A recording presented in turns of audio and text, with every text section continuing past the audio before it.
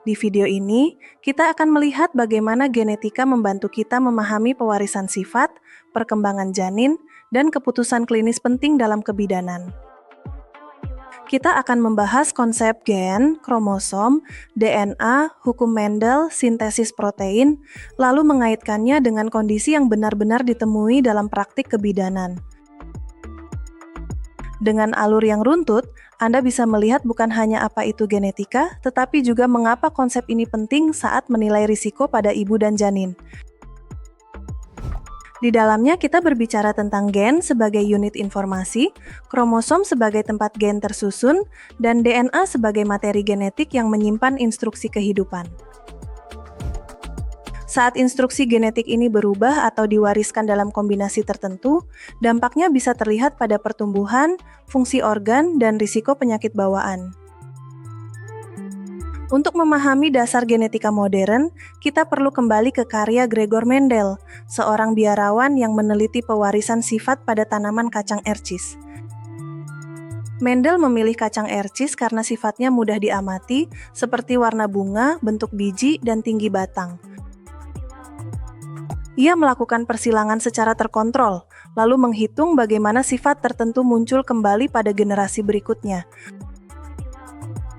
Yang penting bukan hanya tanamannya, tetapi cara Mendel mencatat pola secara konsisten sampai terlihat bahwa pewarisan sifat mengikuti aturan tertentu. Dari sinilah muncul gagasan bahwa faktor pewaris, yang sekarang kita pahami sebagai gen, tidak bercampur begitu saja lalu hilang. Sebaliknya, faktor itu tetap ada dan diturunkan menurut pola yang dapat diprediksi.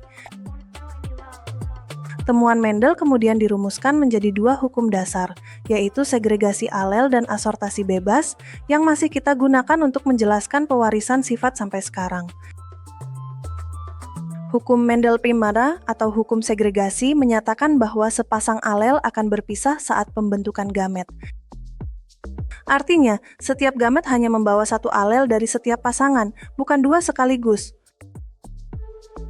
Pasangan alel ini sebelumnya berada bersama di dalam sel tubuh, tetapi saat gametogenesis berlangsung, keduanya dipisahkan ke sel kelamin yang berbeda. Karena itu, ketika pembuahan terjadi, alel dari ibu dan alel dari ayah akan bertemu kembali dan membentuk kombinasi baru pada keturunannya.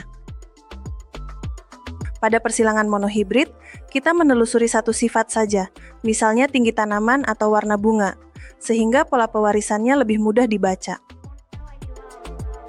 Jika induk memiliki kombinasi alel yang berbeda, keturunannya dapat menunjukkan susunan genotip yang bervariasi, walaupun fenotip yang tampak tidak selalu sebanyak itu. Inilah dasar munculnya rasio genotip 1:2:1 dan rasio fenotip 3:1 pada contoh klasik persilangan monohibrid. Kalau prinsip segregasi ini dipahami, kita jadi lebih mudah menafsirkan bagaimana suatu sifat atau risiko genetik dapat muncul pada generasi berikutnya. Sekarang kita pakai contoh yang sangat sering muncul, yaitu persilangan BB dengan BB, ketika kedua induk bersifat heterozigot. Karena masing-masing induk membawa pasangan B dan B, maka setiap induk hanya dapat menghasilkan dua jenis gamet, yaitu B atau B. Saat gamet-gamet itu dipasangkan, kemungkinan keturunannya menjadi BB, BB, BB, atau BB.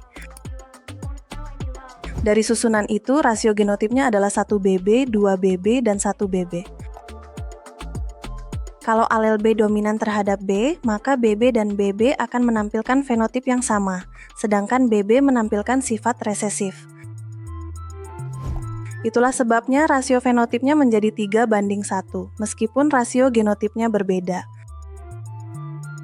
Bagi pembelajar kesehatan, contoh ini penting karena menunjukkan bahwa sifat yang tampak pada anak tidak selalu langsung menggambarkan susunan genetik yang dibawanya. Hukum Mendel II atau asortasi bebas menjelaskan bahwa gen untuk sifat yang berbeda dapat diwariskan secara independen satu sama lain.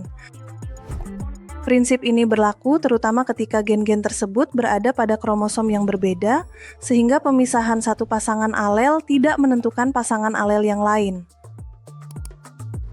Kalau pada monohibrid kita hanya mengikuti satu sifat, pada dihibrid kita mengikuti dua sifat sekaligus.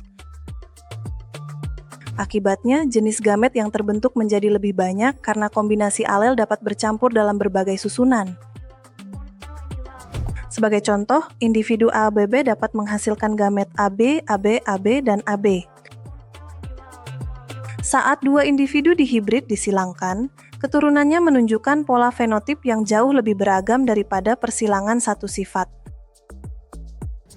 Dari perhitungan klasik muncul rasio fenotip 9:3:3:1. Rasio ini penting bukan untuk dihafal semata, tetapi untuk memahami bahwa pewarisan dua sifat dapat menghasilkan variasi kombinasi yang jauh lebih luas. Mari bayangkan kita menilai dua sifat sekaligus, misalnya warna biji dan bentuk biji pada tanaman. Kalau setiap sifat dikendalikan oleh pasangan alel yang berbeda, maka kombinasi yang mungkin diwariskan menjadi lebih banyak daripada satu sifat saja. Induk yang membawa dua pasangan alel heterozigot dapat menghasilkan beberapa jenis gamet berbeda dalam proporsi yang sama. Saat pembuahan terjadi, tiap gamet itu dapat bertemu dalam banyak kombinasi baru. Itulah alasan kita melihat lebih banyak variasi fenotip pada persilangan dihibrid dibanding persilangan monohibrid. Dalam biologi manusia, prinsip ini membantu menjelaskan mengapa anak dalam satu keluarga bisa mewarisi gabungan sifat yang berbeda-beda. Setelah memahami pola pewarisan sifat, sekarang kita masuk ke molekul yang menyimpan informasinya, yaitu DNA atau asam deoksiribonukleat. Model Watson dan Crick menggambarkan DNA sebagai heliks ganda. Dua untai yang saling melilit membentuk struktur seperti tangga berpilin. Di bagian luar, terdapat tulang punggung gula dan fosfat yang memberi kerangka pada molekul ini. Di bagian dalam, basa nitrogen saling berpasangan secara komplementer.